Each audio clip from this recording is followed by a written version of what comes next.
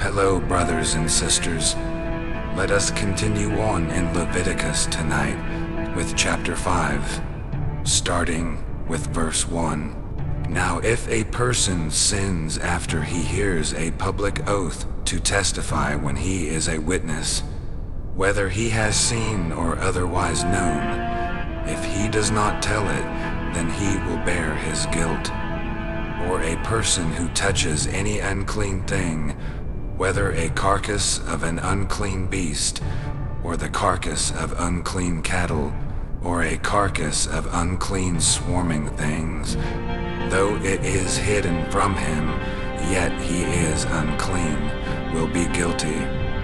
Or if he touches human uncleanness, of whatever sort his uncleanness may be with which he becomes unclean, and it is hidden from him, and then he comes to know it, he will be guilty.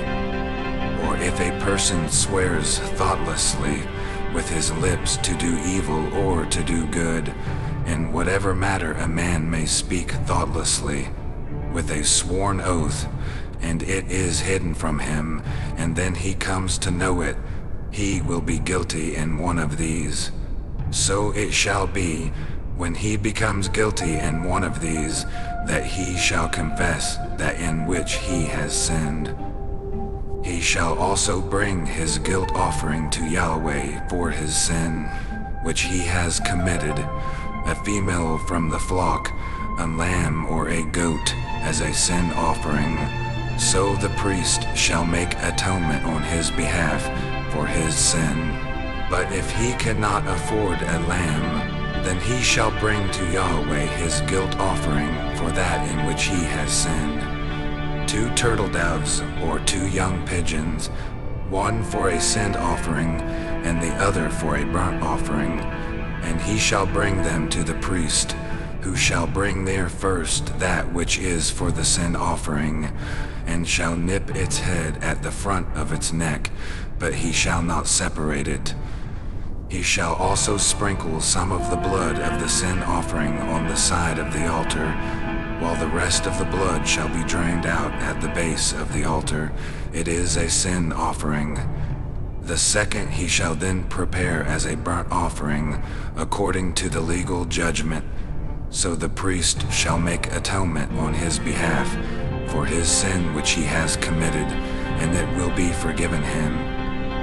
But if his means are insufficient for 2 turtle doves or 2 young pigeons, then for his offering, for that which he has sinned, he shall bring the 10th of an ephah of fine flour for a sin offering. He shall not place oil on it, or put frankincense on it, for it is a sin offering. He shall then bring it to the priest, and the priest shall take his handful of it as its memorial portion, and offer it up in smoke on the altar, with the offerings of Yahweh by fire. It is a sin offering. So the priest shall make atonement for him concerning his sin, which he has committed from one of these, and it will be forgiven him. Then the rest shall become the priest's, like the grain offering. Then Yahweh spoke to Moses, saying, If a person acts unfaithfully and sins unintentionally against the holy things of Yahweh, then he shall bring his guilt offering to Yahweh, a ram without blemish from the flock, according to your valuation in silver by shekels, in terms of the shekel of the sanctuary, for a guilt offering. And he shall make restitution for that which he has sinned against the holy thing, and he shall add to it a 5th part of it, and give it to the priest. The priest shall then make atonement for him with the ram of the guilt offering, and it will be forgiven him. Now if a person sins and does any one of the things which Yahweh has commanded not to be done, but he was unaware, still he is guilty and shall bear his punishment.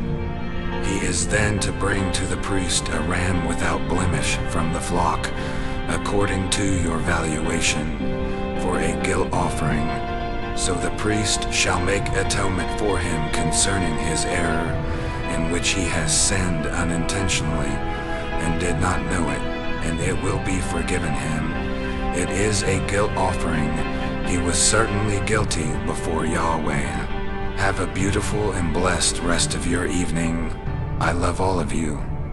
Good night.